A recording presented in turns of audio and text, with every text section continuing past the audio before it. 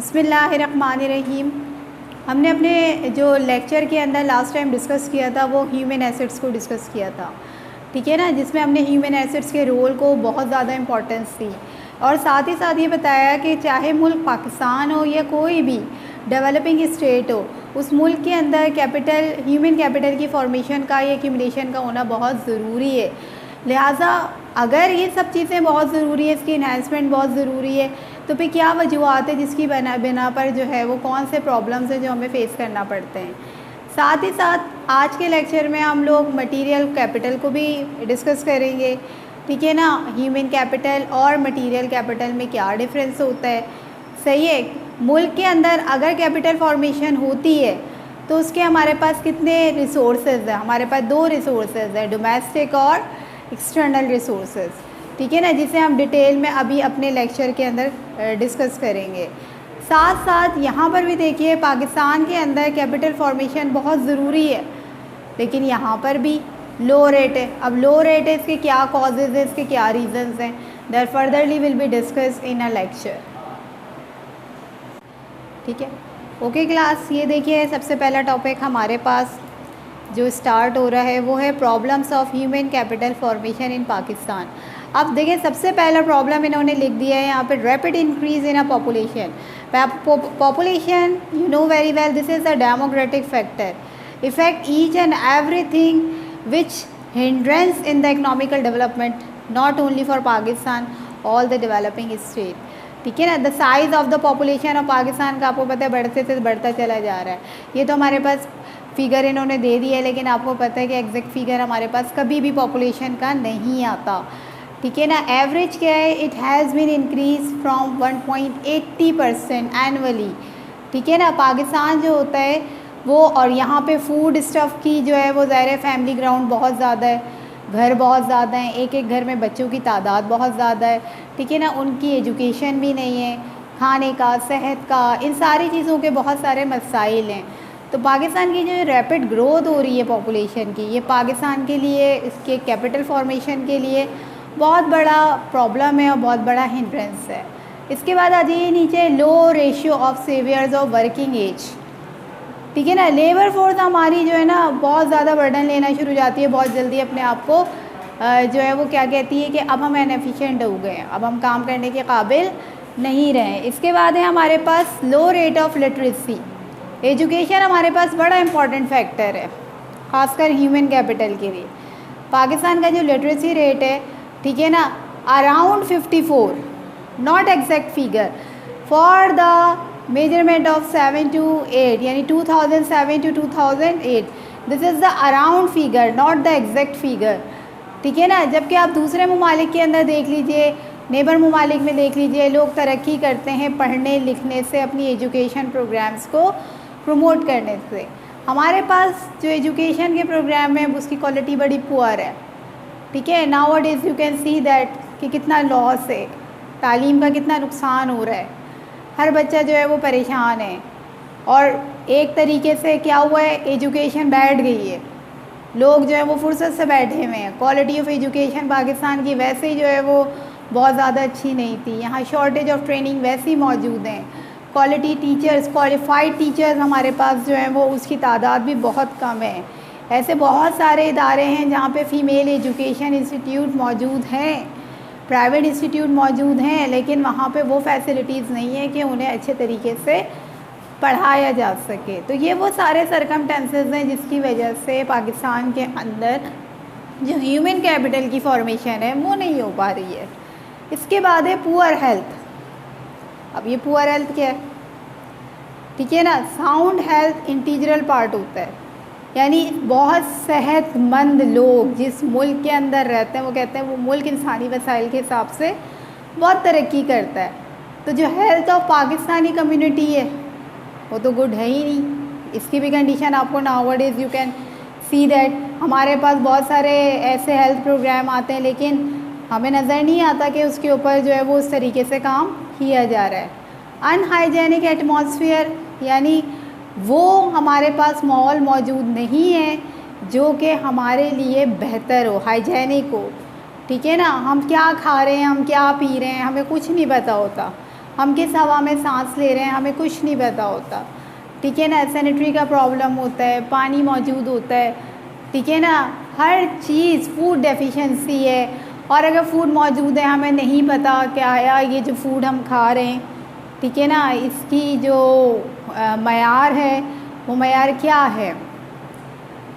Job training कोई facilities नहीं, job training जो है वो मेन फैक्टर है। ज़ाहिर है आप किसी को अगर जॉब पे रखोगे, उसे ट्रेन करोगे तो वो ज़्यादा अच्छा काम करके आपको दिखाएगा। डिफेक्टिव पैटर्न है इन्वेस्टमेंट का एजुकेशन के अंदर, एजुकेशन पे इतना पैसा ही नहीं रखा जाता था कि एजुकेशन को ज़्यादा प्रमोट किया जा सके। जितने भी एडल्ट एजुकेशन प्रोग्राम्स हैं, सही है ना, सब फ्लॉप कर दिए। पॉपुलेशन को क्या कर दिया है, इलिटरेट कर दिया है। गवर्नमेंट स्टार्ट करना चाहती है कुछ प्रोग्राम, लेकिन उसका कुछ अता पता नहीं होता। सोशल सेटअप हमारा क्या है, डिफेक्टिव है, ठीक है ना। डिफेक्टिव का मतलब क्या है, कन्फ्लिक्ट पाया जाता है रिच और पुअर के दरमियान। इनकम डिस्ट्रीब्यूशन अनजस्टिस है, करप्शन, रिश्वत बहुत, ठीक है ना, मजहबी कुछ फ़र्क भी हैं, ठीक है, मेरिट सिस्टम, ये सारे फैक्टर हैं जो हमें आगे नहीं बढ़ने देते, ना डायरेक्टली और ना इनडायरेक्टली। तो ये वो सारे अवामिल हैं कि जिसके ऊपर हमें काम करना है, और काम करने के बाद हमें जो है इन तमाम तर मसाइल को हल करना है, ठीक है ना। तो यहाँ आके हमारे ह्यूमन एसेट्स का जो है वो टॉपिक कंप्लीट होता है, और अब हम स्टार्ट करेंगे कि मटेरियल कैपिटल क्या होता है, ठीक है ना, और मटेरियल कैपिटल के हवाले से हम डिस्कशन करेंगे। यहाँ देखिए मटेरियल कैपिटल की या सिंपल कैपिटल की आपके पास डेफिनेशन है। प्रोडक्शन किसकी हो रही है, ड्यूरेबल गुड्स की। ड्यूरेबल गुड्स वो होती हैं जो लॉन्ग टाइम पीरियड के लिए आप इस्तेमाल भी कर सकते हो, ठीक है ना, और उसे स्टोर भी कर सकते हो, ठीक है ना, और that is use in a further production, और इसे हम फर्दर प्रोडक्शन के लिए भी इस्तेमाल कर सकते हैं। जैसे कि सैमसन की स्टेटमेंट है जिन्होंने मटेरियल कैपिटल को बड़े वाज़े और बिल्कुल सीधे अंदाज में एक्सप्लेन कर दिया है। नीचे देख लीजिए, यहाँ पर ये डी हटा दीजिएगा, ह्यूमन कैपिटल है ये, ठीक है ना। Accumulation of qualification skills, accumulation माने फॉर्मेशन, वही डेफिनेशन है कि अगर किसी भी लेबर फोर्स के अंदर जो प्रोडक्टिव स्किल्स प्रोड्यूस होते हैं, किस शक्ल में, एजुकेशन की शक्ल में, नॉलेज की शक्ल में, स्किल्स की शक्ल में, ठीक है, वर्किंग प्रोडक्टिविटी की शक्ल में, ठीक है, जो आगे जाके उसको जॉब की ट्रेन करने में और सेल्फ टीच करने में मददगार साबित होता है, तो वो क्या कहलाता है, ह्यूमन कैपिटल, सही है ना। तो ये सरमाया है और ये है इंसानी वसाइल। अब हम जो पढ़ेंगे ना वो ये पढ़ेंगे कि भाई हमारे पास पाकिस्तान में कैपिटल अगर इस्तेमाल हो रहा है तो उसके सोर्सेस क्या हैं। जैसे मैंने अभी आपको उसके फॉर्मेट में बताया था कि सोर्सेस इसके दो हैं, डोमेस्टिक और एक्सटर्नल। डोमेस्टिक का मतलब जो हमारे मुल्क के अंदर हैं और हम उनको इस्तेमाल करके अपने मुल्क में कैपिटल की फॉर्मेशन कर सकते हैं, और एक्सटर्नल वो होते हैं जो बैरून मुल्क से हमारे पास आते हैं और उसकी मदद से हम अपने मुल्क के अंदर कैपिटल को फॉर्म कर रहे होते हैं। ये देखिए कैपिटल फॉर्मेशन। कैपिटल फॉर्मेशन क्या है, एक ऐसा प्रोसेस है जो बिल्डअप कर रहा है हमारा कैपिटल स्टॉक, किसका, मुल्क का।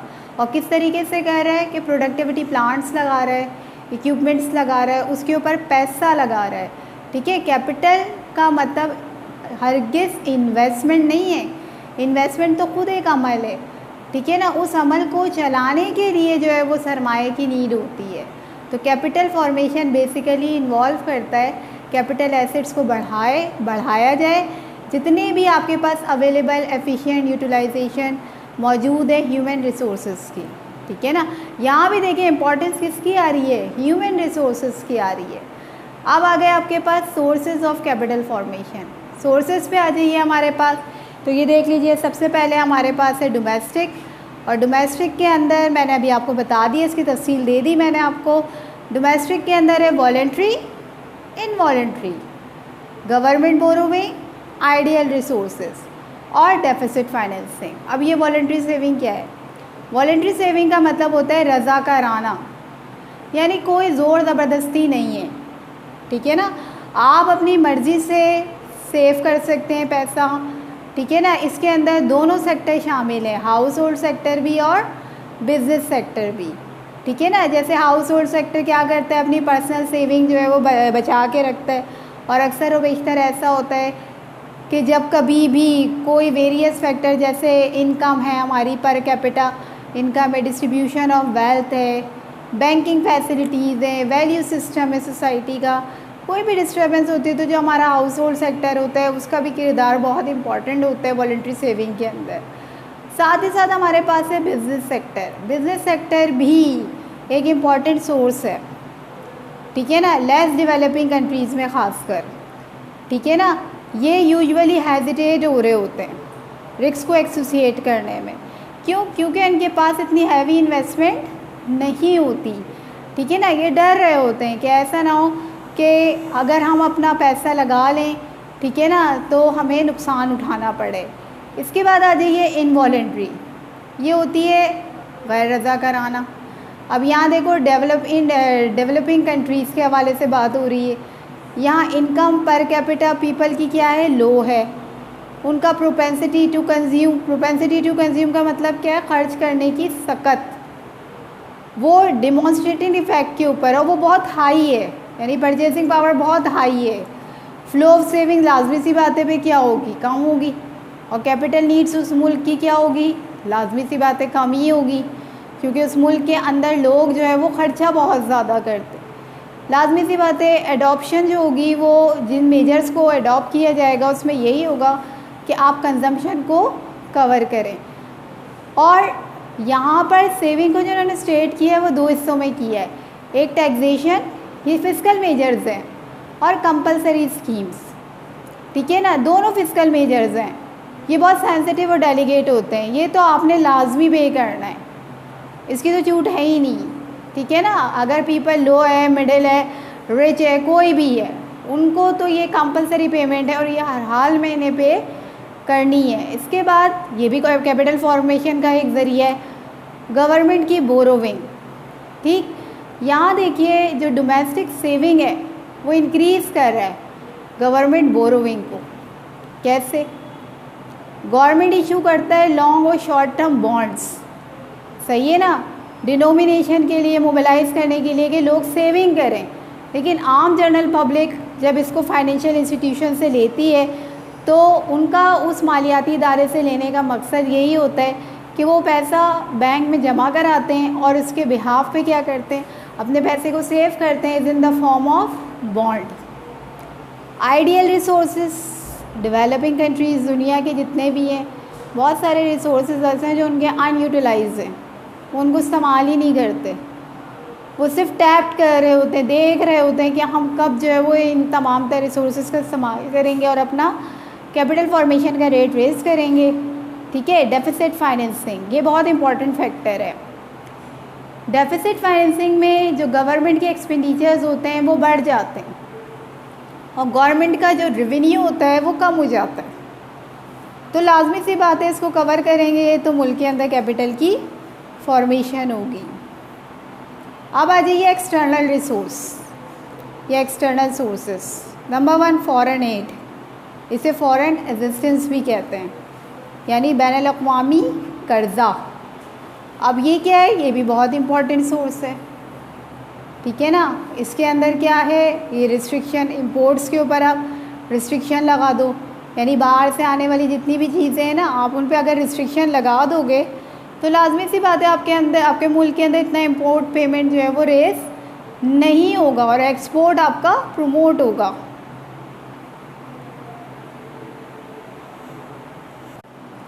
जैसा कि अभी हमने अपने लेक्चर के अंदर मटेरियल कैपिटल को डिस्कस किया, ह्यूमन कैपिटल को डिस्कस किया, इनके डिफरेंसेस को डिस्कस किया, फिर मैंने आपको बताया देखें पाकिस्तान के अंदर कैपिटल की फॉर्मेशन के रिसोर्सेज कितने हैं, ठीक है ना। अब हमारे पास सवाल ये पैदा होता है कि जब पाकिस्तान के पास इतने अच्छे रिसोर्सेज हैं, डोमेस्टिकली भी हैं, एक्सटर्नली भी हैं, ठीक है ना, तो फिर पाकिस्तान के अंदर ये जो कैपिटल फॉर्मेशन का रेट है ये इतना लो क्यों है, ठीक है ना। इसकी वजूहात क्या हैं, तो इन वजूहात को हम अपने जो है वो नेक्स्ट लेक्चर के अंदर जो है वो इंशाल्लाह कंटिन्यू करेंगे।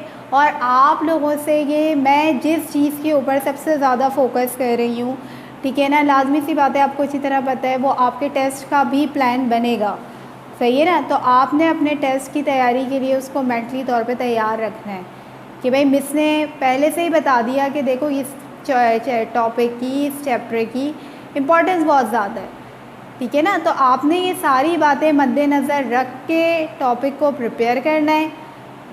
मार्क्स की डिस्ट्रीब्यूशन आप अच्छी तरीके से जानते हैं और आपको ये भी पता है कि मिस किन पॉइंट्स को ज़्यादा कहती है कि ये आपके सवाल का हिस्सा लाजमी होना चाहिए। तो इंशाल्लाह जो हमारा नेक्स्ट लेक्चर होगा, ठीक है, उसमें हम इसके कॉजेज़ को डिस्कस करेंगे, ठीक, कि हमारे पास क्या कॉजेज़ हैं जिसकी वजह से हमारे मुल्क के अंदर ये जो कैपिटल की फॉर्मेशन हो रही है, सही है ना, ये वो इतनी लो क्यों हैं। और बराए मेहरबानी आप लोग भी वीकली टेस्ट की प्रिपरेशन को बहुत सीरियस लीजिएगा, ठीक है ना, जो भी प्लान आपके पास आ रहा है, क्योंकि लाजमी सी बात है ये सब आपके एग्ज़ाम्स के हिसाब से बहुत ख़ास है। उम्मीद की जा सकती है कि आप मिस की बातों को नज़रअंदाज नहीं करेंगे और इस पर भरपूर तवज्जो देंगे।